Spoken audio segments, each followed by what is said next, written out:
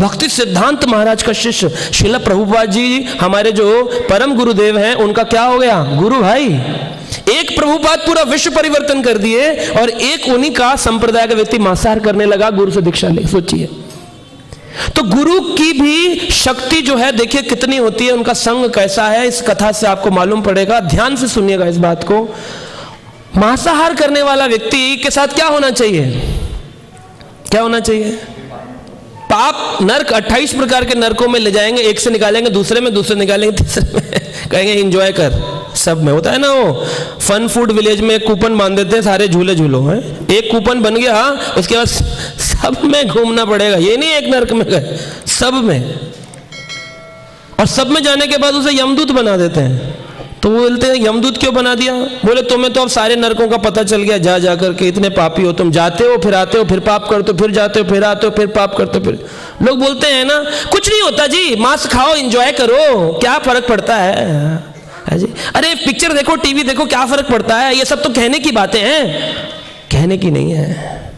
ये जब जाओगे वापिस आओगे, जाओगे आओगे जाओगे आओगे जाओगे, पुनरपि जन्म पुनरपि मरणम, क्या होगा? यमदूत बन जाओगे। यमराज कहेंगे बड़ा भारी भक्त है, देखो बार बार नरक की ओर ही आता है, जितनी बार मैं फेंकता हूं वापस मनुष्य बना के हार के ऊपर ही आता है, खूब एंजॉय करता है, कुंभी पाकम है ना, रौरव नरक सबको भोगता है, बहुत अच्छा है, इसको यमदूत बना दो, क्योंकि अब इसको ट्रेनिंग की जरूरत नहीं, सब जानता है। ऐसे यमदूत बनते हैं। ये भी पहुंच गया अपने जजमेंट डे पर, मांसाहार खाया था। 1937 की बात है, 1930 में दीक्षा ली थी, गुरुदेव जा चुके थे, संसार में थे नहीं, इसकी आसक्ति समाप्त हो चुकी थी, क्योंकि इसने साधु पुरुषों से प्रेम नहीं किया। मृत्यु के बाद नर्क मिल गया, नर्क में जाने के रास्ते पे खड़ा हो गया। अभी नर्क मिला नहीं है, यमराज जी खड़े हैं, चित्रगुप्त बैठे हैं, जजमेंट डे हो रहा, निर्णायक दिन आ गया, चेक किया जाएगा कितना अच्छा किया कितना खराब किया। एक एक दिन की एक्सेल शीट एक एक दिन की बनती है।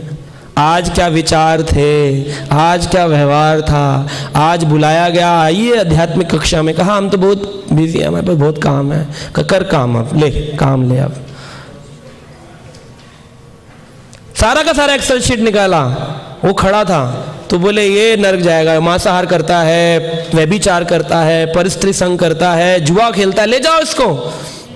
तो ये ना व्यक्ति अब ये तो ऊपर चलेगी, आत्मा तो ऊपर जा रही है, और अब यहाँ नीचे लोग मर गया तो मर गया मर गया मर गया मर गया लोग बोल रहे हैं।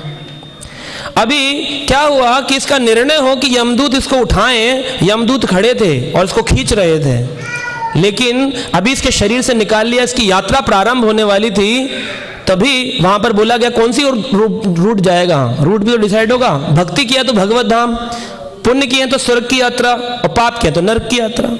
लेकिन लोग अक्सर लिख देते हैं मरने के बाद में पिताजी स्वर्गवासी हुए। तो मैंने पूछा शराब पीते थे आपके पिताजी तो कैंसर से मरे, आपने स्वर्गवासी लिखा? कहा प्रभु जी नरकवासी लिखना अच्छा नहीं लगता तो हमने स्वर्ग लिख दिया। कुछ लोग तो लिख देते हैं गोलोक गमन किए। अरे गोलोक गमन इतना साधारण है क्या? गोलोक गमन किए, मर जाता है व्यक्ति जप कर करके, शास्त्र पढ़ के, सेवा करके, गुरु के आदेश पालन करके, पहले साधना भक्ति करता है, भाव भक्ति करता है, प्रेमा भक्ति करता है, तब गोलोक गमन होता है। ये थोड़ी अच्छे व्यक्ति थे, सबसे विनम्रता का व्यवहार करते थे, हमारे गोलोक गमन हुए, ऐसे नहीं गोलोक गमन होता। साकेत गमन, गोलोक गमन लिखते, वैकुंठ गमन, वैकुंठ वासी, ये सब कहने की बातें हैं, लिखने को कुछ भी लिख लो, हम महाराज हैं दिल्ली के, क्या फर्क पड़ता है, लिखने में क्या है, लेकिन जाएगी कहाँ आत्मा? जैसे ही यमदूतों ने खींचा, इसका निर्णय किया जा रहा था कौन सी रूट पे जाएगा। ये भक्त बोला कि है ना, बोला जीवन में कोई अच्छा काम किया है तूने? सारे पाप किए हुए हैं, पहले भी पाप करता था, बाद में भी पाप किया, क्या अच्छा काम किया? तो ये बोला मैंने भक्ति सिद्धांत महाराज से दीक्षा ली थी, एक अच्छा काम किया था। कहा अच्छा भक्ति सिद्धांत महाराज से दीक्षा ली है? कहा हाँ। क्या नाम है तुम्हारे गुरु का? भक्ति सिद्धांत प्रभुपाद। बोला जैसे ही बोला भक्ति सिद्धांत महाराज प्रकट हो गए। 1930 में समाधि निस्त्रीय प्रविष्ट हुए, 37 में प्रकट हो गए सामने। बोले हाँ क्या बोल रहे हो? कहा कि गुरु मैंने आपसे दीक्षा ली थी, पालन किया? क्या गुरुदेव बचा लीजिए मैं फंस गया हूँ। गुरुदेव बोले ठीक है मैं बात करता हूँ। भक्ति सिद्धांत महाराज इतने परम वैष्णव थे, उन्होंने यमराज को बोला, बोले यमदूतों को कि देखो इसको त्याग छोड़ दो, इसने गलती कर दी है, लेकिन इसको एक मौका और दो, ये अपनी गलती सुधार लेगा। कहा क्योंकि आप कह रहे हैं इसलिए हम इसको त्याग देंगे। और उन्होंने बोला मैं तो अभी नित्य लीला में आ गया हूं, तुम जाओ, मेरे ही एक शिष्य हैं दैत्य माधव गोस्वामी महाराज, उनसे जाके दीक्षा ले लो।